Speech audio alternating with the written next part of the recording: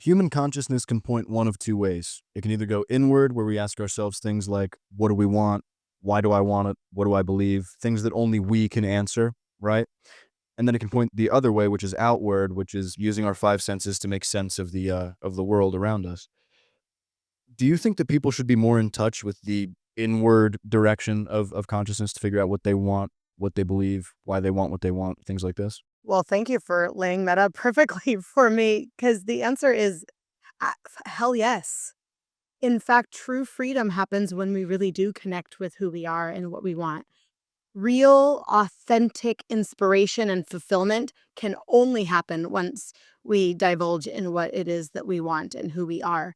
So often we're out in the world and we're looking and we're seeking and we're searching for answers and for inspiration and for something that we want, but we're also taught and socialized to eradicate or to shove down the parts and the feelings and the emotions that give us more clarity on what we want. Yep. When we're jealous of something or envious of someone, we're taught to shame that emotion instead of acknowledging that that might be something that I want. If that person has that and it's making me feel a certain way inside, then how can you now you just created a to-do list. Go ask that person to be your mentor. Go ask that person to be your friend. Go connect with that person. Find out how they did what they did. If they're an asshole, no harm, no foul. If they're a great human and they decide that they're going to take you under their wing and show you how to do it, now you've just fulfilled your own prophecy.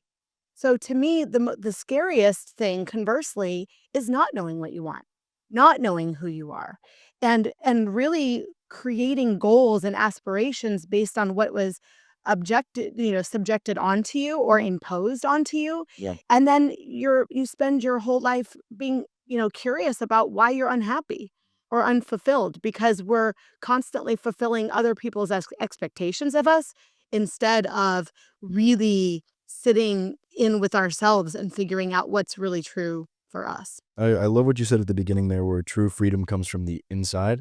I was talking with a man by the name of Mr. Garen Jones, and he was put in French prison for like I think he was in there for like 2 or 3 years, and he was in there for just he was smuggling drugs across some border or something like that.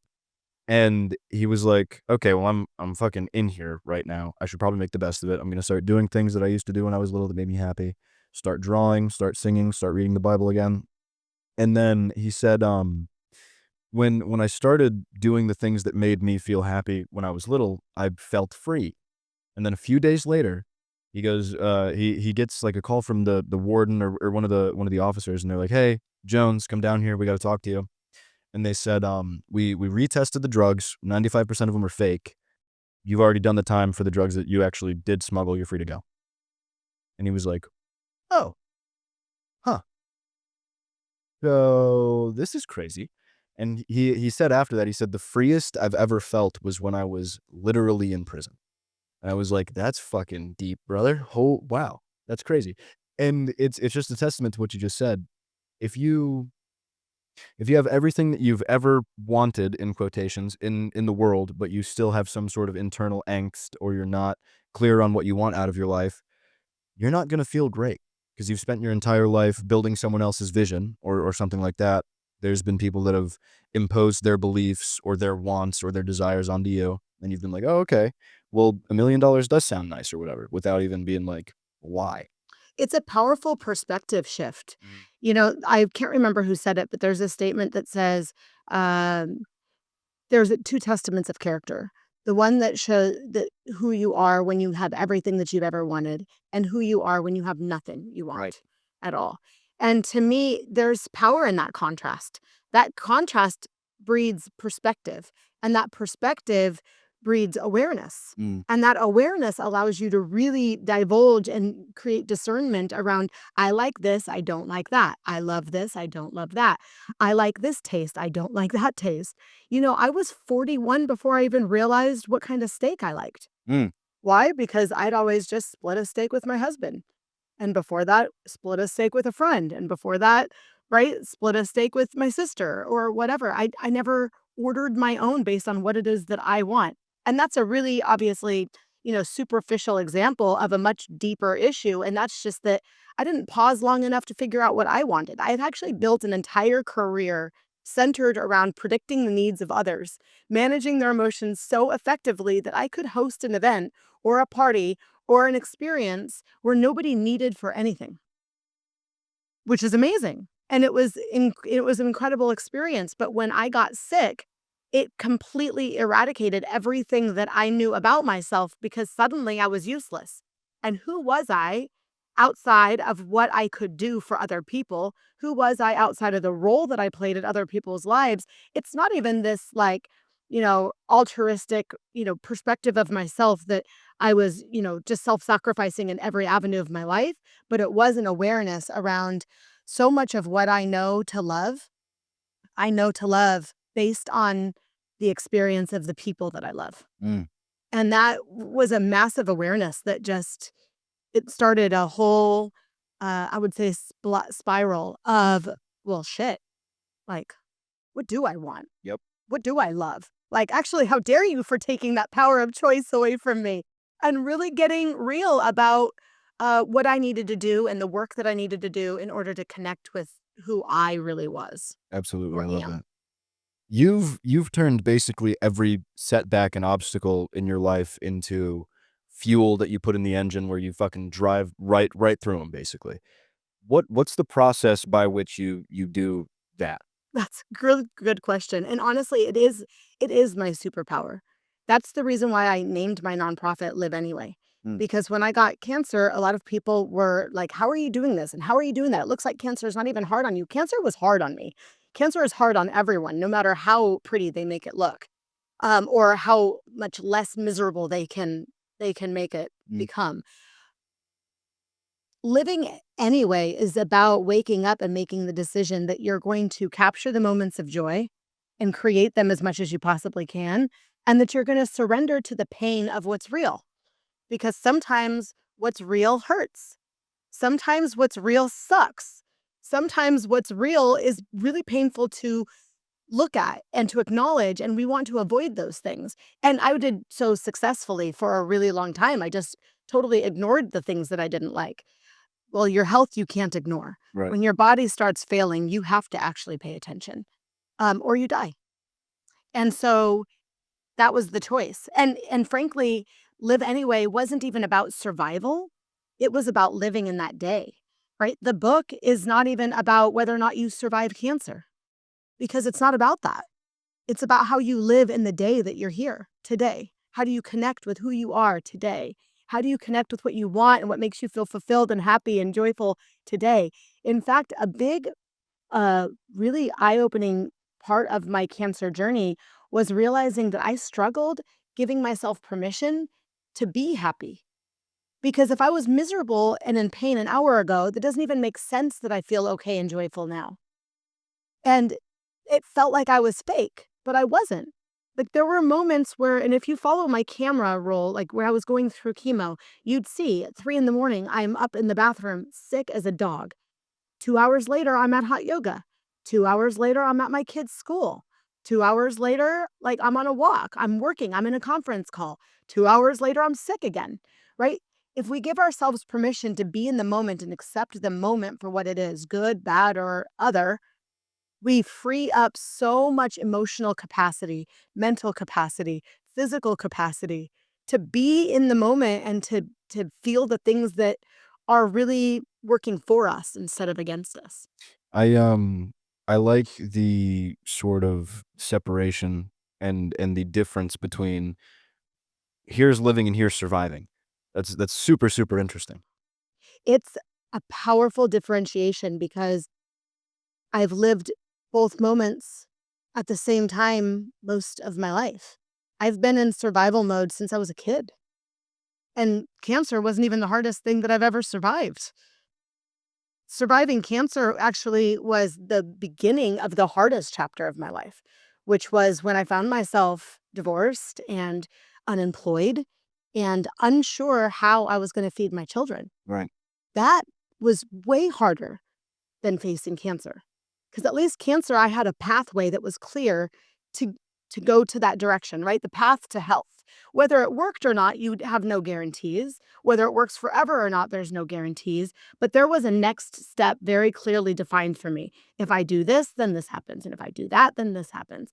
And it wasn't that way coming out of treatment because I didn't know how to make money. I didn't know how to manage it. I didn't know how to create stability in my home. I didn't know how to create peace, which is when I realized that what I had just experienced was a complete stripping of my full identity and all of my comfort zones and all of my security blankets and security nets.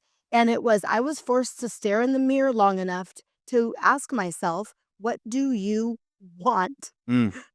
And what are you willing to work for? Yep. Who do you want to work with? Like that question, what do you want in every avenue? What do you want your financial situation to be? How are you going to do that? What do you think, what would work for you that wouldn't feel like a sellout, right? Like what would feel purposeful? Because that's where my biggest challenge was. I knew how to make a paycheck. I didn't know how to make a paycheck that had purpose, that had a mission attached to it, that felt like I got to survive cancer. So many people that I know and love didn't. So what was I going to do with this extra time that I got? Well, it wasn't going to just be to work for the man. It didn't feel good. Right. So it was about redefining not only who I was, but what I did and how I lived. You got the second lease on life. What are you going to use it on? That's right. Gotcha. So you're staring in the mirror and you're going, what do I want and what am I willing to do to get it? Do you think that that sort of, I guess you could call it a process, but more of those two questions, why don't more people ask themselves these things before they actually get a second lease on life? We don't want the answer. We very intentionally create goals outside of ourselves that are performance focused Gotcha. and performance based. Mm. Because again, that's an easy metric. It's hard to metric emotional growth. Yep. It's hard to metric healing. It's hard to metric happiness or Absolutely. joy. And it's also really hard to stare in the face of, I just worked my ass off my whole life to get everything that I've ever wanted, and then realizing it's not what I want at all. Yeah, that's a scary place. Now you're like, shit, what did I just do all that for? And also, as an empath, who did I just bring into my vortex to hurt because it wasn't what I wanted? You know, I remember my first year after my divorce, I was scared of relationships. I was scared of connection. I was scared of intimacy, real intimacy, because I was afraid I'd hurt somebody again. And I just didn't know if I could be trusted with another human. And that was so hurtful and judgmental of myself to myself Mm. that I think sometimes when you sit in the muck of that, the answer to that question, you're forced to acknowledge parts of yourself, shadows of yourself that are much easier to be kept hidden. 100%.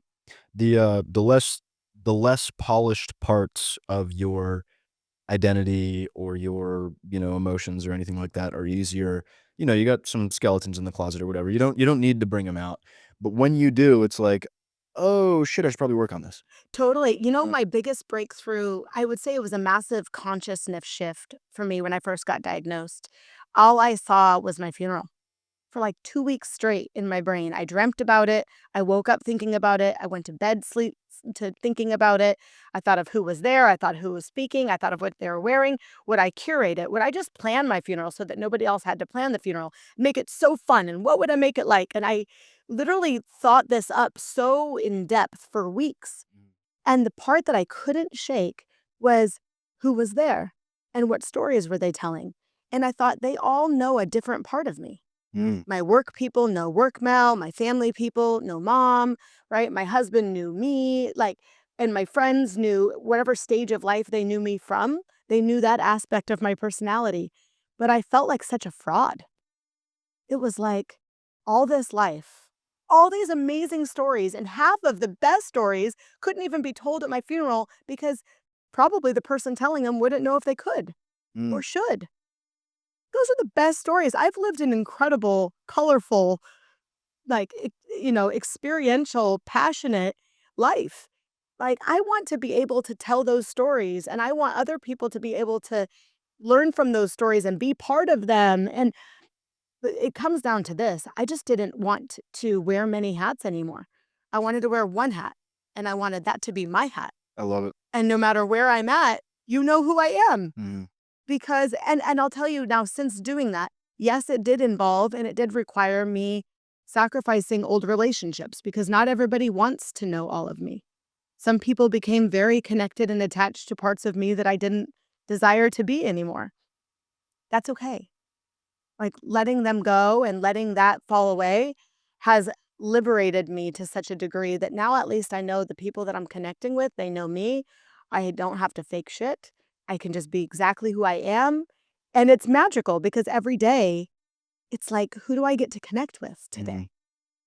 And I think that rawness is gives other people permission to also not be so perfect and maybe be a little bit messy, and have a little fun with life. That's something that I very much admire about you is the fact that you're like, "I don't give a fuck. I don't give a flying I don't care at all. This is who I am. Here's the deal.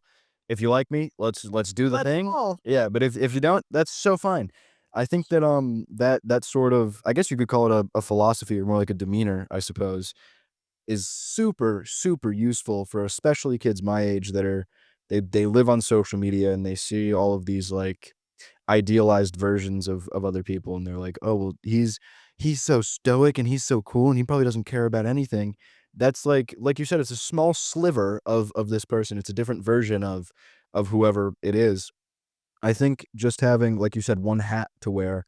This is the Mel hat. I always wear this hat, and I am me wherever I am, That's right. whether it's at a Met Gala or it's at a, dingy bar in South America or whatever it is. Nailed it. I am me forever. That's my favorite thing ever. That's fantastic. You know what though? I would say I'm grateful for that and thank you for that perspective. And I will say that spending some time with you and your lovely wife has also given me such a different perspective, a vantage point. And last night I had the luxury of spending time with another couple that I met that's also young. Oh, They're fantastic. 22, both of them. And I said, I'm going to reverse engineer this because normally it's the elder giving the advice and talking about, our lessons and this is how we can, teach you how to navigate life easier. And I thought, actually, I don't think I'm asking enough questions. Mm, And so I asked them, I'm like, what, now that I'm single and I'm 42 or almost 42, I'm back in the, back in the land of the free. eh, Like, what do I do? What should I be looking out for? Because the world looks different going out into the world now than it did when I was single in my 20s. absolutely. And it was really beautiful to gain advice from them. It was, go out and travel, spend some time focusing on yourself. All of those things that I didn't do in my 20s. I had my oldest daughter when I was 17. I became an adult very, very quickly. So I am sort of in that new lot in life and reliving that freedom that I never really experienced, but with way more purpose than I ever knew Mm, possible. I love that.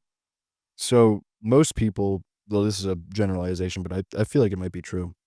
Most people tend to wait for permission to do whatever it is. Like you said, I wanna go travel, but I'm not just gonna book a plane ticket and go. I need to wait for whatever external circumstance it is. How did you go about reclaiming your power to make your own decisions when it comes to things like this? I love that question so much, and I'm gonna start with don't wait. Mm, Don't wait for anything. Don't wait to open the wine. Don't wait to use the china. Every single day, you should be romancing the hell out of yourself. And that starts with what you're drinking your coffee or your tea out of in the morning. Make it something you love. Like romance yourself, right? Buy yourself flowers. mm, Uh, you know, I spent so much time dating myself in the first couple of years after my divorce that really did allow me to not only to get to know myself for sure, but to get to know the power of romance. And what is romance, right? Like if a walk on the beach is just as romantic as a fancy meal on a hill, like what is it? And to me, it's anytime you're appealing to as many senses at the same time as possible. So it's what you see, it's what you feel, it's what you hear, it's the fabric on your skin, it's the music that you're listening to, it's the view, it's the sounds of the waves crashing, it's the smell of the wine that you're drinking or the salty air, right? Curating those moments, spending all the energy that we spend to curate and produce a life that we think others want us to live, if we eradicate that expectation and we really harness our energy, we can channel it into the things that make us feel really good. And those things don't cost any money. They don't hardly, right? They're so simple that it's hard to believe that it can really move the needle. But taking myself to jazz every Friday night for the first year after my divorce was how I survived. It was how I thrived. I grabbed a book off the shelf, I sat in the back, I listened to the music, I watched the sunset, and I sat with myself on a really beautiful date night. And instead of feeling sorry for myself for having an empty seat next to me, I reminded myself that that seat was empty by my own design Mm. and that I wasn't going to fill it with anyone who wasn't going to make my night better. And that is a powerful tool. You talk about taking your power back. When I first got divorced, I wrote on my mirror, I'm going to intentionally walk into my power. I had no idea what that meant. And in fact, in my brain, I thought intentionally walking into my power, I thought it meant independence. I thought it meant money. I thought it meant a success. I thought it meant being a badass. But I realized, and frankly, it's a relatively new realization, maybe over the last year, my power comes actually from my softness. Mhm. My power comes from my surrender. It just requires me to have really solid boundaries, not walls, not barriers, but really solid boundaries that protect me from people that don't have my best interest at heart. Right. And to give myself permission to let them go. I don't need to, it's okay to say no. I love what you said about don't wait, because a lot of the older people that I talk to, and I'm like, if you could give your younger self advice, what would it be? A lot of them say, start now. Whatever it is, do it, because you're only running out of time. That's right. And we have no guarantees. And I know we've all heard this, but it's true. It's like if you can wake up every morning like a child who's never seen half of what you have, like you have the capacity to literally rewire your brain and your experiences with the wonder that is possible in this world. And Absolutely. that's a beautiful thing too, because when you can be really mindful in the moment and truly appreciate what is existing around you without any power or control over it, birds is a great example of that. I can't say I've ever had an affinity for birds. In fact, as a child, I think I was even afraid of them. But it wasn't until I was sick and I was really just sitting in the park and like admiring birds. Mm. It's when I learned mindfulness meditation, but it's when I learned how to really be present. And sometimes if we don't put our phones away and acknowledge the world that's around us, we forget to see how wonderful it is. Like it's wonderful, like wonder. Yeah, That like it's magical. We literally live on a planet that is the Garden of Eden. I mean, it's miraculous. absolutely. And how often do we go outside and just enjoy it? Like really enjoy it. I would say not often enough, Yeah. right? There's that quote that's like the hungry man has one problem and the man who's not hungry has 1,000 or something. And Yeah, and it's we never really value things like our health, for example, that we take for granted almost all the time, and then as soon as we get sick or something like that happens, all we want is to be healthy. amen. Why don't people take preventative measures for things that they take for granted? It's so I mean, that is I wish I could answer that question. I think that the only answer to that is perspective, is that we just think it won't happen to us. I mean, I was the healthiest cancer patient you could get. I'd never even had high blood pressure. I mean, never, nothing, hospitalized for nothing ever. And I go in and what do you mean cancer? Like I eat all organic. Like I am very careful. The irony, right? I worked out every day of my life since I was 14. And sometimes it's not about your physical health. I'd also love to bring more awareness around your emotional health Absolutely. and your mental health and what a profound impact that can have on your body. And realizing that the environmental damage that I was, subjecting my body to and the emotional avoidant behaviors that I was subjecting my body to. And I think once I realized what was happening under the surface, it was like a floodgate and I couldn't stop it. I couldn't stop it anymore. And that was what sparked the whole journaling, Mm, and I didn't know that journaling was going to spark the emotional healing. right. I didn't know about energy work. I thought it was super woo woo until I learned, the ancient practices that these came from and the ancient civilizations that practiced this with no science, right? But had incredible communities and that were so self aware and so conscious and so connected. And so that's what I aspire for in this life is how can I be better connected? Mm, How can I be more real and raw? And I think the irony of me being in production, right, is about perfection. yeah.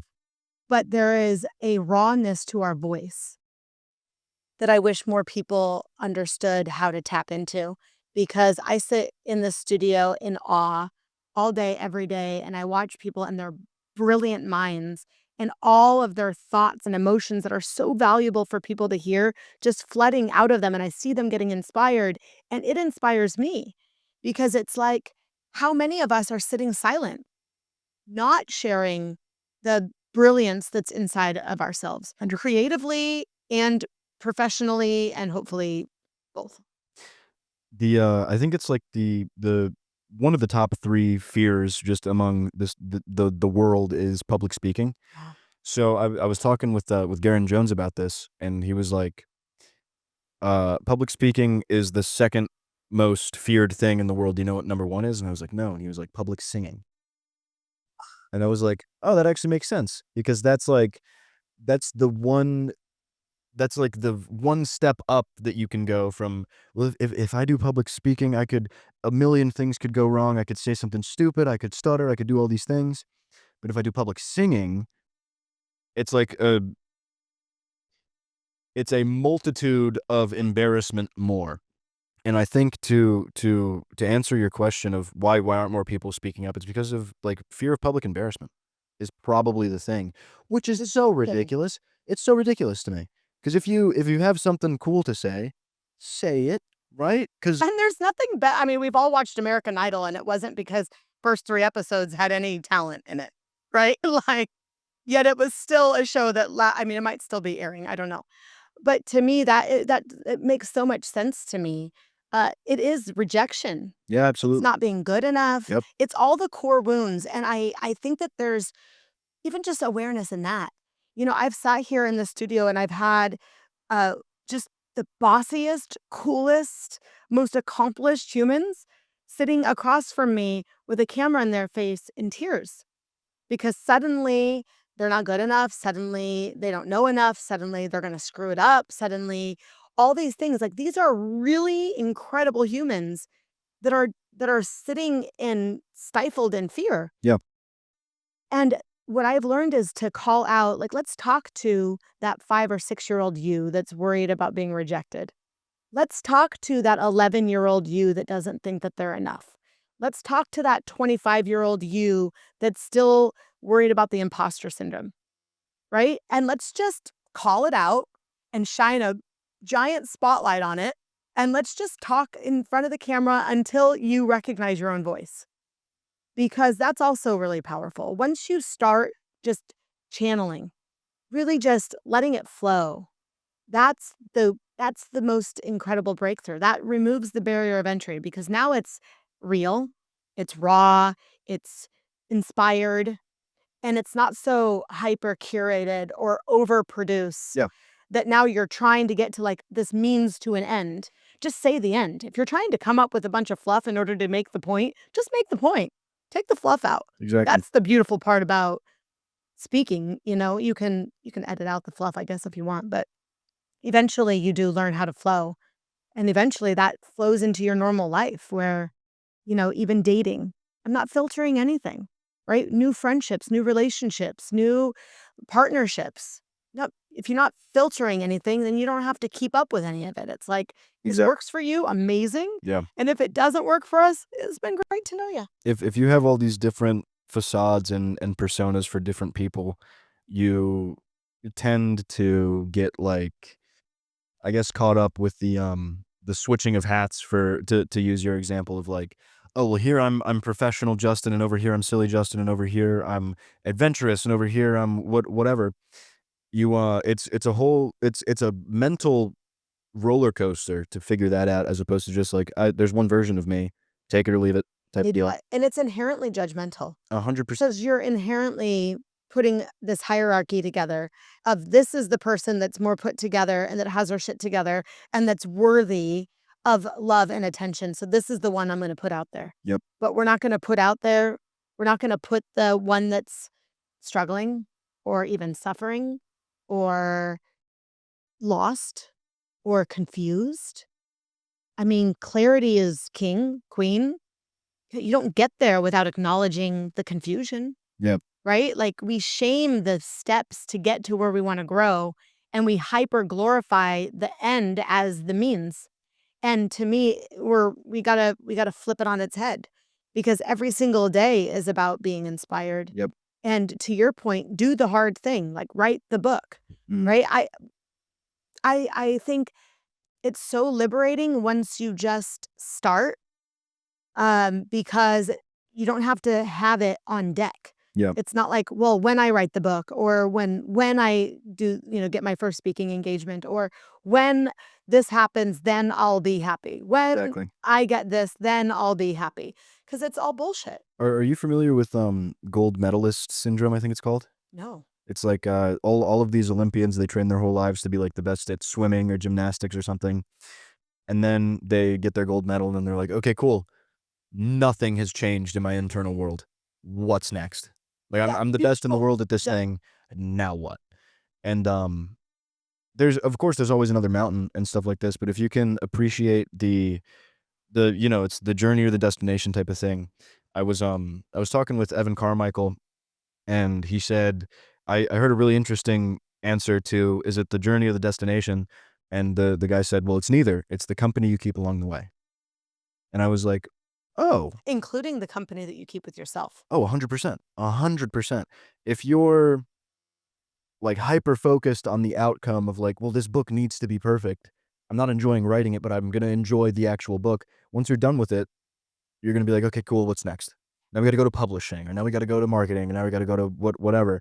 You never give yourself room to breathe and be like, "Well, actually, I did some pretty cool stuff, and now it's time to celebrate with a cookie or a glass of wine," or whatever it is. That's right, and Yeah. you give yourself a benchmark to be proud of, right? That book, The Gap in the Gain, Yes. right? Yeah, yeah. The amazing perspective because, I've been out ocean swimming, and it is really frustrating when you're out ocean swimming and you've been swimming for a half hour and it feels like you haven't been anywhere, but you have, right?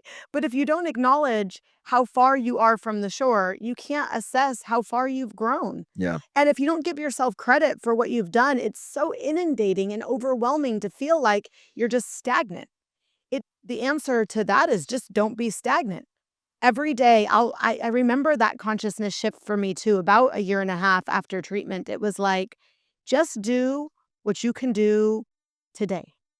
I set off on this impossible mission that I was going to build a business and a nonprofit and write a book and change the world all within a year of finishing chemo. Like, what? How about just sitting in the reality of what I was experiencing, accepting the emotions, letting myself take a break, you know, not needing to martyr myself in order to change the world. I think all of these things, that whole part of the journey taught me what I'm sitting here with today, which is that every single day I do as best as I can do today. I fill my cup, I say what I'm going to do, and I do what I'm going to say. And and then I let it all the rest of it go.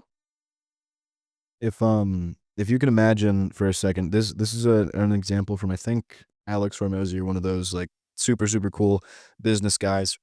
I love it And, like, already. yeah, I fucking love this guy, he's so great. He's like, imagine you're in a video game and there's, like, 100 levels to this thing, and you're faced with fighting a bear and all you have is a stick or something. And you beat the bear and now cool, you've leveled up your weapons and now you have to face something harder.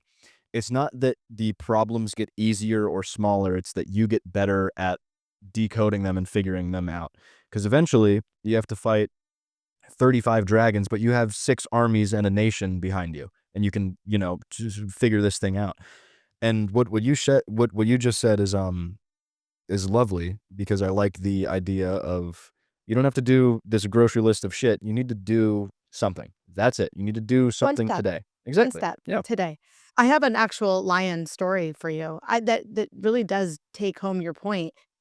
I was out on a hike. I decided to take myself to Sedona. I was going on this hike that was way out in the middle of nowhere. My nephew told me about it. It was only a 2-mile hike. I figured easy peasy. I'm going to watch the sunrise. I'm going to go to the Peace Park. I'm going to go, by La Bears. I had this whole beautiful day planned for myself in Sedona. I got lost on the hike. The trail was grown over. I didn't know which way my car was. The GPS on my car didn't register because I had no reception. I had just passed the 4th type of poop on the trail. The 4th type of poop, which that's trouble. Yeah, Because now you know that there's more than javelinas out here. And so as I'm thinking about that, I look up and I see a mountain lion literally stalking me oh shit. and goes from the trail, the bush to this, or from this tree by the trail to this bush.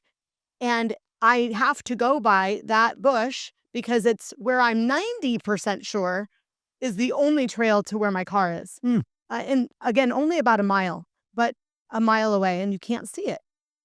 I'm going on this trail and I just snapped. It was like I just started raging. And all of my girlfriends that taught me about rage therapy, and I had so much judgment on what they taught me, I now get it. I raged at this bush, screaming at God, screaming at the universe, screaming at the lion, screaming at the reality, screaming at myself for getting myself lost without any GPS and understanding of where I'm at. How am I in this situation that I'm surviving again? Like, just literally challenging the lion to just take me out of my misery. And that release was so, my whole body was lit up. And when I got past the bush and I got finally to the point where I saw my car and I got in the car and I just cried, like uncontrollably cried. And then I went to the Peace Park and then I meditated for 2 hours. And then I went to La Berge and I fell asleep in a hammock by the river.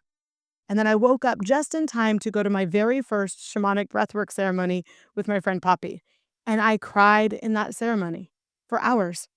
I woke up the next day and I had never felt better. And it was such a testament to me, to all of these different modalities that I had learned that taught me how to process pain and trauma and frustration and anger and resentment and emotions and fear and all of those things that I lived my whole real life Siddhartha story, right? And it was so powerful because by the end of the day, it wasn't even about the lion. It was about what I needed to let out because I had that face off with the lion, but it was probably what I already needed to release Right. because of the resentment that I was holding against my husband, the fear that I was, holding from my cancer diagnosis, the the pressure of life that was seemingly imposed on my shoulders. It allowed me to work through all of those moments.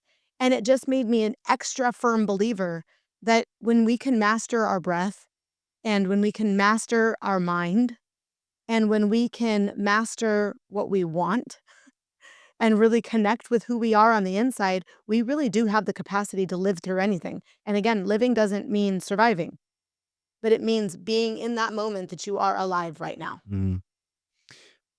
What do you think about the idea, or I guess the concept of toxic positivity? Oof.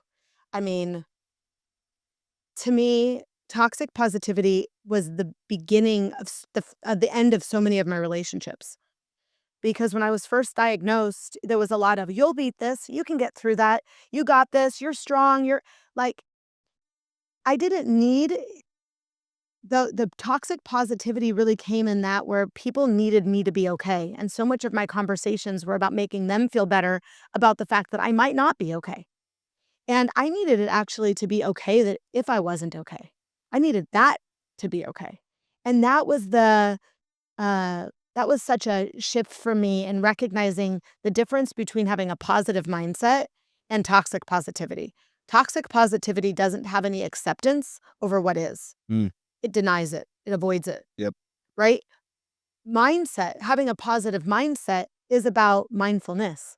And that's just about being appreciative about where you are in that moment, right? When I was stuck in the hospital with COVID after having emergency surgery, getting my port removed, I had a really terrible blood clot.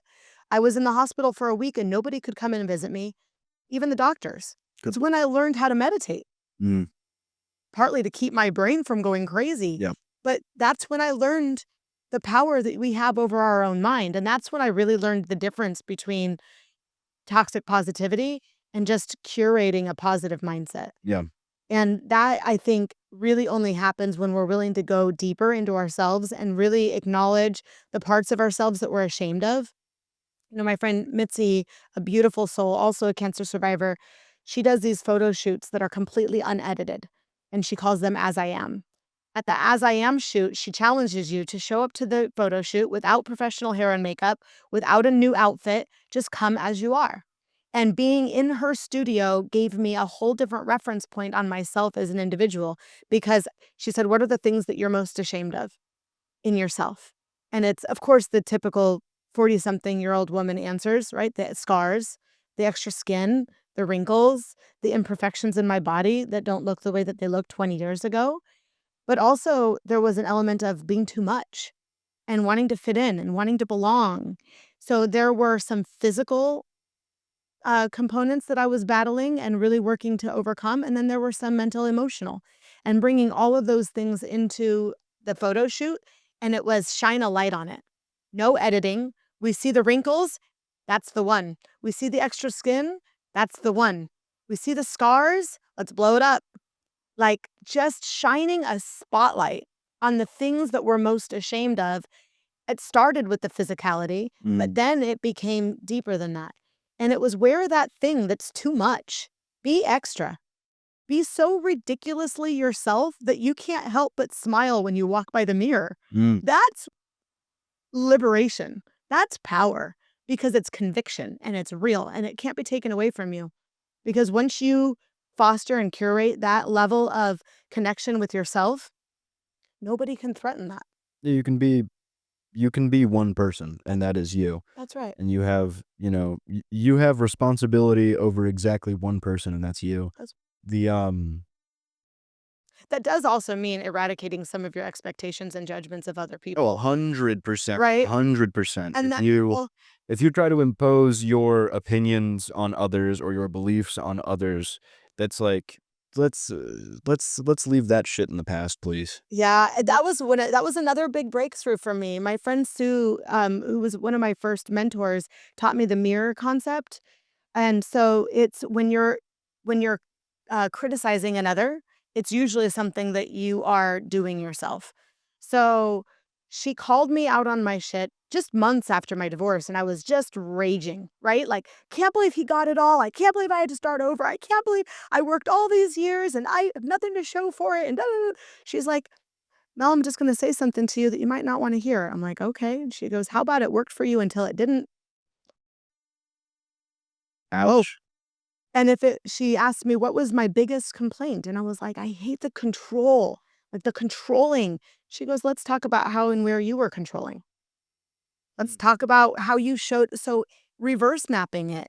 If my biggest crutch is somebody controlling me, how am I working to control them?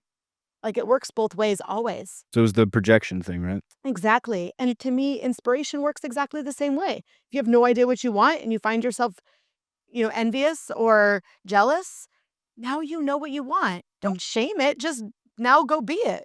It's really interesting what you just said about the sort of envy or jealousy thing where you see someone and they have a beautiful love relationship, financial sovereignty, all of these things, and you feel what's sort of categorized as a negative emotion, but there's substance to it because you're like, well, I want that thing. How do I get that thing? Sort of reverse engineering, like you just said.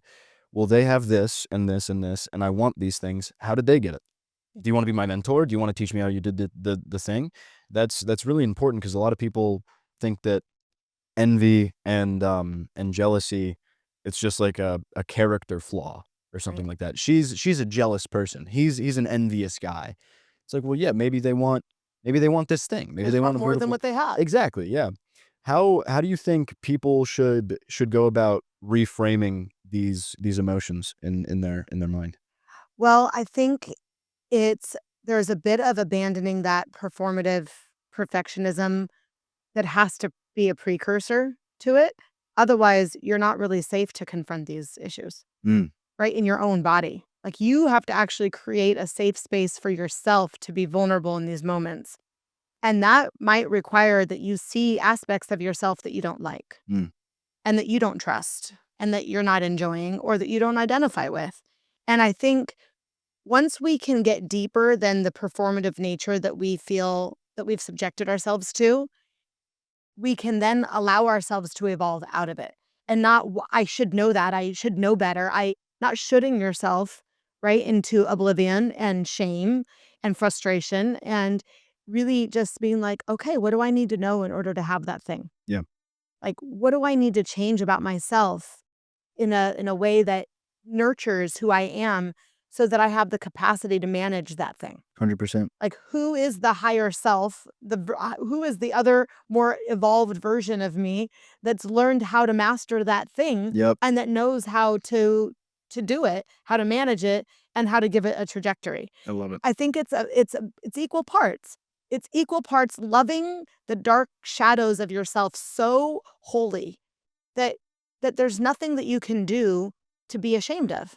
We were talking about radical self-acceptance right before we started filming, and, I love this quote by Ayn Rand that's like, "No man is unequal to his money." Because if you're a $20,000 guy and you get given $1,000,000, chances are before you know it, you're gonna have $20,000 again or something like that, and the same thing can be said for someone, no man is unequal to his goals. If your goal is to be a multi-trillionaire or whatever, chances are you're gonna be more, successful monetarily at least than someone that's like, "I wanna make $1,000 this year." Yeah. It's just a completely different. I think, Benjamin Hardy, the guy who wrote Who Not How with Dan Sullivan, I love that book. he instead of saying, "Raise your ceiling," he says, "Raise your floor." Because if you shoot for, whatever it is, like, "I want 10,000 followers on whatever," shoot for 1,000,000, and then you'll probably get more than 10,000 or whatever it is, because you raise your floor. Yeah, I say like I say this all the time that the emotional digging stops happening when you put the shovel down. Like, how deep can you go? How much muck can you dig up? Like, you can keep going if you want, or you can just let life, and that will bring up whatever is supposed to be brought up to you in the moment that you have the capacity to deal with it. Absolutely. And it's just not avoiding it. And it's also knowing your own avoidant behaviors, right? So if you're drinking, what are you trying to numb? If you're taking drugs, what are you trying to escape? Yes. If you're gambling, what feeling are you trying to curate? Yep. If, you're shopping, where do you need to feel more valuable? Yeah, all of these avoidant behaviors tell you already where you're unfulfilled. Yep. That's why you're looking for filling in that area, right? Or that department. So becoming conscious of it itself allows you then to know what work you need to do. And then you don't have to keep digging for more emotional healing, which is really just self defecating.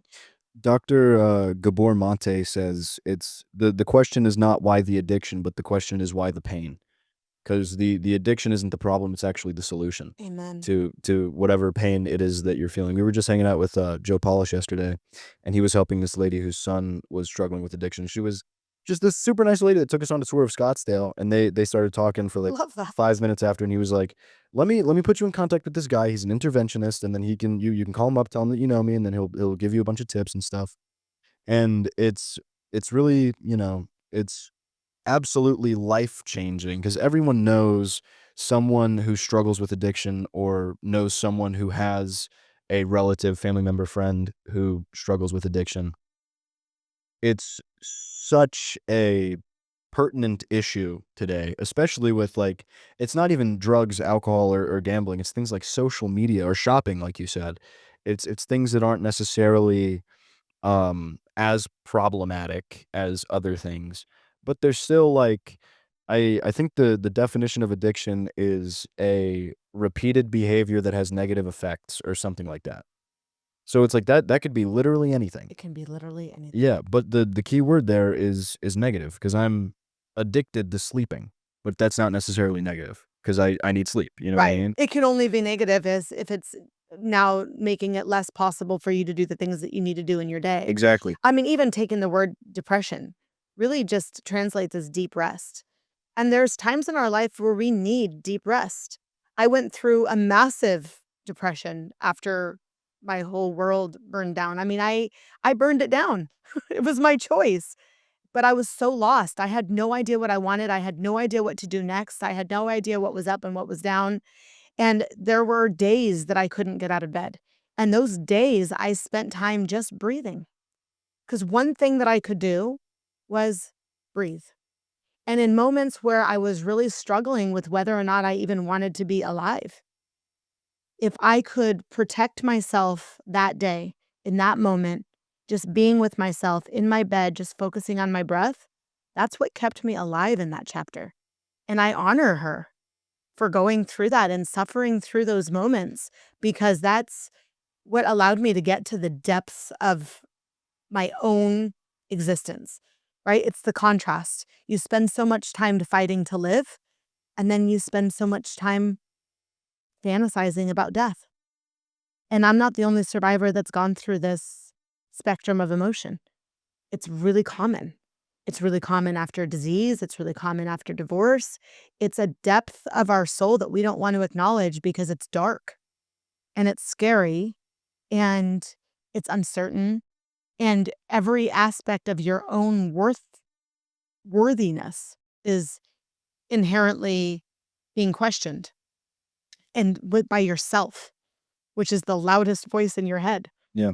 And so it's those moments like give yourself permission to feel that and to be lost and to get confused. And then these are the tricks and the tips on how to rebuild, right? I remember I had a moment when I got out of the shower and it was after I was really far into the chemo and I didn't recognize myself in the mirror. And I'd seen myself naked 1,000 times, even through the diagnosis and the chemo process. But for some reason, this time was just different. And I looked over and I was like startled at myself and I was swollen and I looked sick and I had no hair. I'd lost my lashes at that point. I was naked, scars, just bloated. I mean, so much of every aspect of me was gone. And I just, that my eyes, I couldn't stop looking in my eyes. And it was like I saw my soul Mm. in that moment, like really saw my soul. And I just remember thinking, I'm empty, like empty.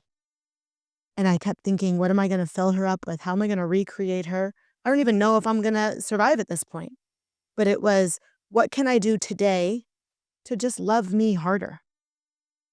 And how can I ask others to do the same? Mm. Please send me a message when you're thinking of me out of the blue. Please do that because it feels really good to know that you're thinking of me. Like, hey, can you come and do chemo with me and bring some fun snacks? Like, come and have an experience with me because I think that that'll help make me feel better.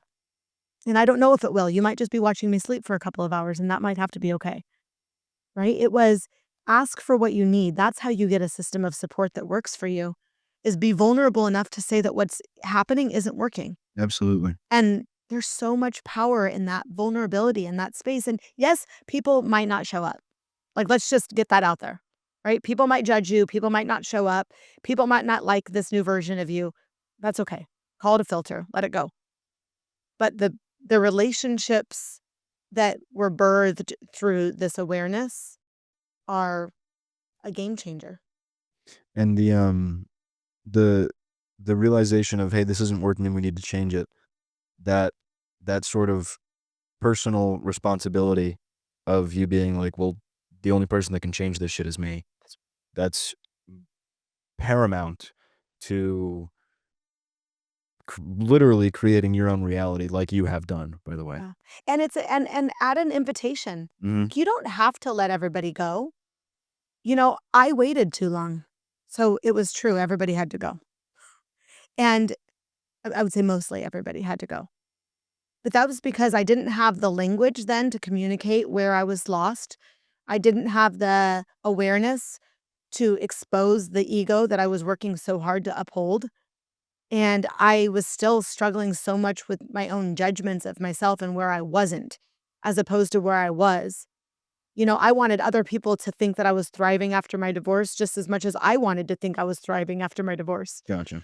But until I let myself not thrive and just sit in the part that was struggling and suffering and lonely and sad and distrusting of myself and others, until I really acknowledged that, I had no business creating new relationships with anyone new. Like romantic or platonic. And that time is such a gift. Like that moment, those moments of solitude, even as an extroverted extrovert as I am, we still need to give ourselves space for solitude.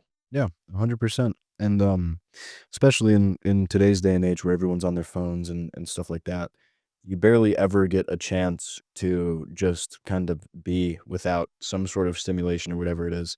And that time and that solitude is so important when it comes to defining the life that you wanna live, defining what you're gonna do to get it, why you even want it in the first place. It's, there's a place for that, especially today, because everyone's, scrolling on their whatever device it is. And if you don't have a vision for your life or a vision for your marriage or a vision for your business or whatever it is, everything instead of having a decision-making framework like your life vision or your relationship vision or whatever it is, everything gets put into the pleasure and pain response. Is this painful? No. Is this pleasurable? Absolutely, let's do it. And that's when people fall into addiction or something like that because 'cause they're like, Oh, "Well." just that dopamine fix, 100%. right? Yeah. There's so much of my debt that I acquired out of my divorce that were just going to nice restaurants because it was all I could do to get out of bed. And that's what kept honestly, I'm not even resentful of the debt in that moment. That kept me alive in that moment that day. Mm, And I honor that person even if she made mistakes as she rebuilt her life. Like I still love her regardless, and every day just learning from the older versions of us, and letting ourselves evolve and not getting so tied up in an identity. yeah. If it's anything that losing my hair taught me, that's that you can change your identity in a second. Mhm. And just like it's so powerful. Mm, You can channel anything that you ever wanted to be. Just be that person, even if you don't have what that person has yet. Just what would that take that person as your northern star. Take those healthy habits. And by the way, those habits are always evolving too. My habits are 1,000% better today than they were last year. But it doesn't mean that they're as good as the habits that I will have developed in a year from now, right? And given more education, given more experience, given more awareness, it's about creating a life that's not filled with just specific goals, but really rooted in a value system that is true, a purpose that can evolve, and with connections with people that truly add value to your life and not just value, but any kind of value, mm. right? Emotional value, spiritual value, economics value, like real relationships. What you just said is a testament to the nature of character itself, 'cause, obviously, you can change your identity in a second, for good or for bad. And you can compromise your character in a second as 100%. well. Yeah, it's like, a good character takes years and years and years to build, but you can ruin it in 5 seconds. Amen. Yeah. And, it's not just the physical aspects either, it's literally your for yeah, I guess for lack of a better term, your character, right? It's your personality slash, inclinations when no one's looking. Yeah. Yeah. Yeah. I mean, there's certain personality traits that you know how to leverage, Mhm. right? In this world as we're navigating like a character in a cartoon, right? And take those parts of your personality, Mhm. whether you're calling them flawed or not, and like leverage them in what it is that you want to do or become, Absolutely. and then and eradicate the judgment. Like anytime you're asking yourself, why did I do that? Why did I should have done this? Let it go. And like that judgment, that's my one of my favorite sociologists is Byron Katie. And she's constantly challenging us to evaluate our own dispositions and our own perspectives from a place of whether is that really even true? Or is that a judgment or a narrative that we've created around this situation that we believe to be true? I like that. And I know I like to get deep in the weeds on philosophy and really like analyzing our, thoughts, feelings, and emotions and holding it to the root of it all. For sure. Because to me, that's when we can really evolve outside of our dispositions and our lived experiences. And that's the key to making our wildest dreams come true is when we have the awareness and the wherewithal and the commitment to ourselves to be authentically who we are and Yep. to create a life that doesn't have an end point. Like, it's also scary when you've only gone for goals that you had an end goal, right? Mhm. Like, I got my master's degree because I said, I'm going to get my master's and then I'm going to teach in college. And then it was a very linear Yeah. path. So I knew if I do this thing, then I get to do that thing. When you are creating a life that doesn't necessarily have an end goal, you're not aspiring for happily ever after. You're actually aspiring for joy today and for fulfillment and for a purpose driven life. It can be a little bit messier because what if it's not how you pictured it to be? What if it's better? So that's something super, super fascinating because the future doesn't exist. That's right. It's just It's an right illusion. now. So why the hell are we And optimizing for happiness then when we could have happiness right now? that's right. That's how we enjoy the journey. Exactly. Yes, we have a trajectory. Mhm. Yes, we have aspirations. Yes, we have that North Star. But it doesn't mean that every step has to manifest exactly the way that you dreamt it And by the in way, it order never for it does. to be real. Like, Yeah. actually, sometimes the most amazing days that I give myself when I'm not here at the studio or I don't have anything going on, and I just go outside of my door and I go either left or right and I follow green signs from there, green lights. And it's where will I end up? Sometimes I have come back 2 days later, right? Like, it's beautiful to just give yourself the freedom to explore. Mm. Like go out for coffee, then go see the wind blows you down the street, then go, journal for a little while, and then go check out this new cool restaurant that you heard about, and then meet these cool people that you found on the way, and then go to dinner with them. Some of my best friends I've met when I was just wandering and traveling and just being with myself. Beautiful. Some people get hyper fixated on their plan, especially their life plan. And, there's countless versions of this quote. Mike Tyson says everyone has a plan until they get punched in the face. All of these different ones. And it's absolutely true because if you plan I'm going to go to this college, I'm going to get my master's, I'm going to go here, I'm going to get an internship, I'm going to start a family, I'm going to marry this guy, I'm going to do this. Eventually, You're gonna get knocked on your ass. yeah, you're gonna stub your toe or something is gonna fucking knock you off course or whatever, and it is now your job to figure out how to basically re-engineer your plan to be like, "Okay, now what?"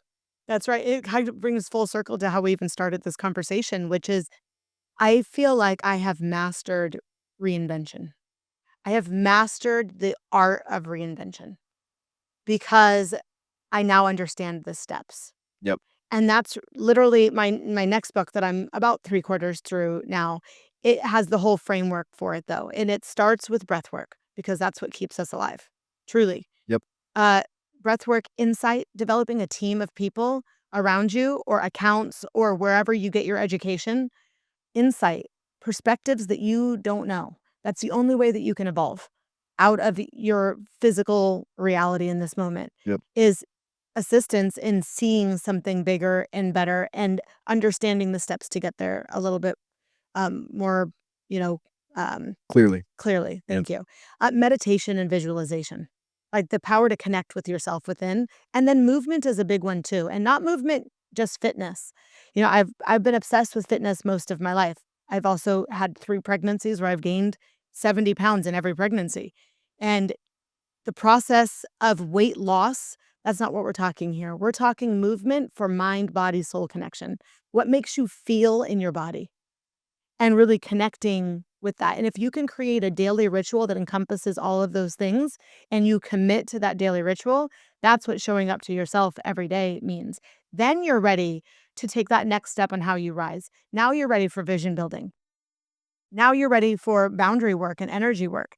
Now you're ready for adventuring and dating yourself and learning what you like and what you don't like, what you want and what you don't want. Really honing in on health and your best practices and how do you take care of yourself holistically. Wealth, how do you manage your finances? And do you? Right? Does your money have direction and do you know what you're going to do with it when you get it?